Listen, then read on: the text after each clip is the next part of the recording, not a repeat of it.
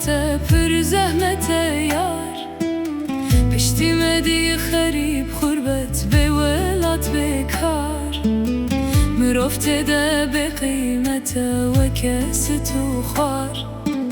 صبر و آرام بناوت توی مالوار من نزانی دور کت ناته پر زحمت یار پشتی مدی خریب خربت به ولات بکار مرفته ده به قیمت و کس تو خوار صبر و آرام بناوت توی مالوار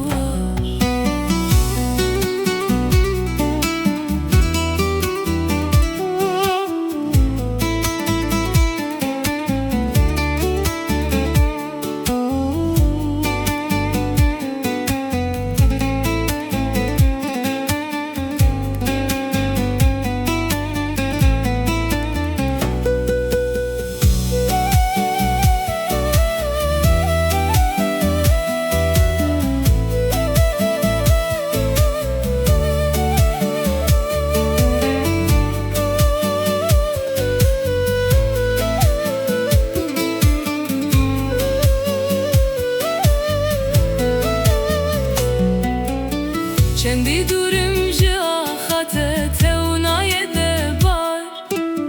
دل خمگینه جان شکستی دل نابجه بار چیو دشتن سینگات گلیل کن کوبار و کفکی این دار خواه بوهاران و بار چندی دورم جا خاطت و نایده بار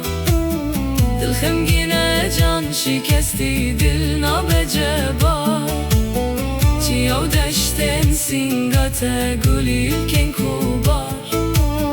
و کفکی این دار خواه بوهاران و بار